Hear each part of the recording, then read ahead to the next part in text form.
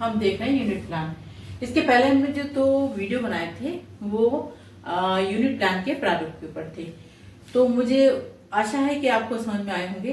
तो आज मैं यूनिट प्लान को कैसे बनाते हैं इसको एक उदाहरण के माध्यम से समझाने जा रही हूँ, और इस उदाहरण से आपका कंसेप्ट पूरा अच्छी तरह से क्लियर हो जाएगा। तो उदाहरण देखते हैं कि माना कि विज्ञान अध्यापक को कक्षा 7th में 6th में परिवर्तन व उनके प्रकार नामक अध्याय पढ़ाना है।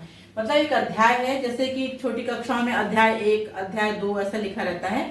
तो ये जो अध्याय है उस अध्याय को पढ़ाना है। उस अध्याय का नाम क्या है? परिवर्तन व उनके प्रकार। तो इस अध्याय को शिक्षक को पढ़ाना। मान लीजिए मैं शिक्षक हूँ, मुझे 7th में पढ़ाना है परिवर्तन व उसके प्रकार। तो इस अध्याय के लिए मैं क्या करूंगी? इस अध्याय के शिक्षण हेतु अध्यापक इस पाठ की संपूर्ण विषय वस्तु को एक क्रम में व्यवस्थित कर लेगा, जिससे उसके द्वारा प्रदान किया ज्ञान अच्छी तरह समझ में आ सके। मतलब मैं शिक्षक हूं तो मैं क्या करूंगी? इस अध्याय में जो भी विषय वस्तु दी गई है उसको मैं क्रमबद्ध तरीके से व्यवस्थित कर लूंगी। और उसको क्रमबद्ध तरीके से व्यवस्थित करने का कारण क्या होगा कि जब मैं उसको क्रमबद्ध तरीके से व्यवस्थित करूंगी और उसके बाद में पढ़ाऊंगी तो उसका जो ज्ञान है बालक उससे अच्छी तरह से समझ पाएंगे। इकाई योजना बनाने हेतु इस अध्याय को एक यूनिट इकाई मान लिया जाता है। जो ये अध्याय है उसको एक यूनिट माना जाएगा। उसके विभिन्न उपविषयों प्रकरणों को उप इकाई मान लेते हैं। मतलब ये जो अध्याय 1 है वो यूनिट 1 है, और इसके अंदर जो सब यूनिट्स है, जो और जो विषय वस्तु दी गई है, क्या दी गई है? प्रकरण। जो विषय वस्तु दी गई है उसको उप इकाई माना जाएगा, तो उसको सब यूनिट मान लेंगे। इस प्रकार एक इकाई योजना तैयार कर ली जाती है।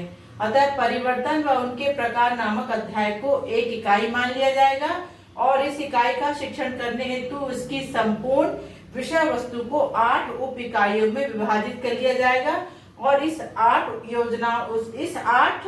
पाठ योजनाओं की सहायता से शिक्षक पढ़ाएगा। मतलब मैं विज्ञान शिक्षक हूँ और मुझे कक्षा 7वीं में पढ़ाना है परिवर्तन व उनके प्रकार। तो ये अध्याय क्रमांक 2 दिया है, ये अध्याय 2 है, ये अध्याय 1, जो भी उस विषय वस्तु में या उसके सिलेबस में जो भी क्रमांक मिला हो। मान लीजिए अध्याय 2 है परिवर्तन व उनके प्रकार, तो मैं क्या करूंगी? जो अध्याय 2 दिया है उस अध्याय को मैं एक यूनिट मानूंगी, और उस यूनिट के अंदर जो भी विषय वस्तु दी गई होगी, जो भी उसके उपविषय दिए गए होंगे, जो भी उसके प्रकरण दिए गए होंगे, उसको मैं सब यूनिट मानूंगी। तो इस प्रकार मान लीजिए इस यूनिट का मतलब इस अध्याय में 8 सब यूनिट है, तो मुझे क्या करना पड़ेगा? 8 प्रकार की पाठ योजना बनानी पड़ेगी, और इस 8 पाठ योजना बना के मुझे पढ़ाना पड़ेगा। तो मुझे ये देखना पड़ेगा कि किस पाठ्य वस्तु ने कौन सी पाठ्य वस्तु ज्यादा बड़ी है, उसके लिए मुझे कितने कालांशों की आवश्यकता हो। तो अध्याय की विषय वस्तु को 8 पाठ योजना की सहायता से पढ़ाता है, और जो 8 पाठ योजनाएं क्या है उसकी उप इकाइयां हैं। तो आइए देखते हैं इस प्रकार कैसे समझते हैं। मान लीजिए मैं शिक्षक हूँ और मैं पढ़ा रही हूँ क्या? परिवर्तन व उसके प्रकार। तो मैं यूनिट प्लान बनाने के लिए एक प्रकार की योजना बनाऊंगी। कैसे बनाऊंगी? कि विषय मेरा क्या है? विज्ञान। इकाई का नाम क्या है? परिवर्तन व उसके प्रकार। वहां पे अध्याय दिया था तो उसी अध्याय को हम इकाई मानेंगे।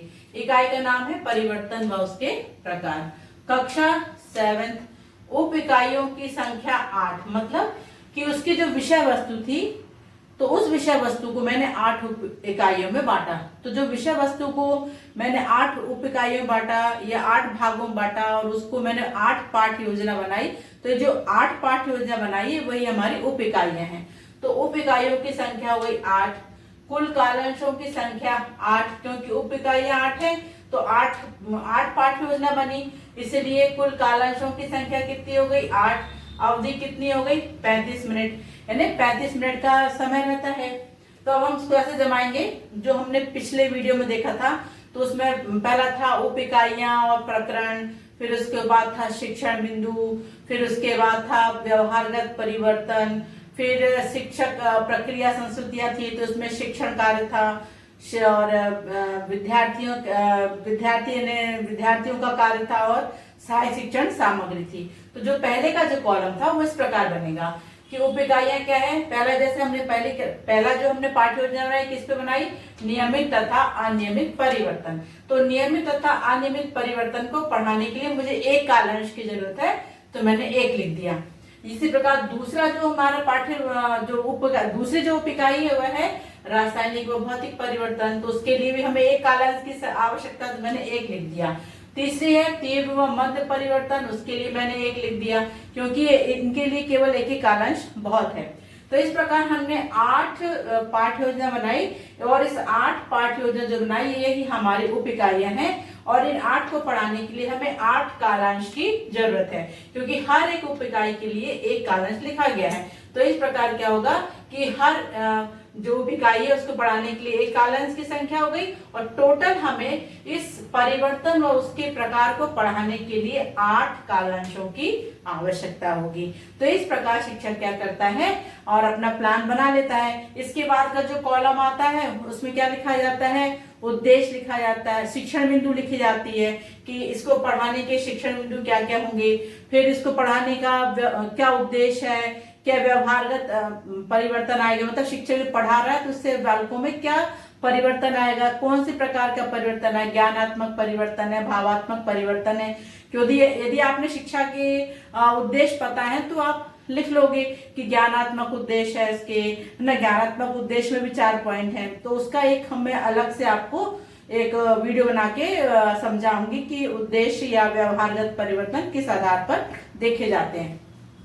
तो इस प्रकार शिक्षक क्या करता है, यूनिट प्लान की संरचना बना लेता है। और जब ये नियमित तथा अनियमित परिवर्तन पढ़ाएगा तो उसके लिए शिक्षक पहले से ही डिसाइड करेगा कि इसके लिए किस प्रकार की सहायक सामग्री बनाई जा सकती है, या किस प्रकार से हम विद्यार्थियों को समझाएंगे, इसके लिए हम कौन सा एक्सपेरिमेंट बता सकते हैं, या कौन सी सहायक शिक्षण सामग्री काम आएगी।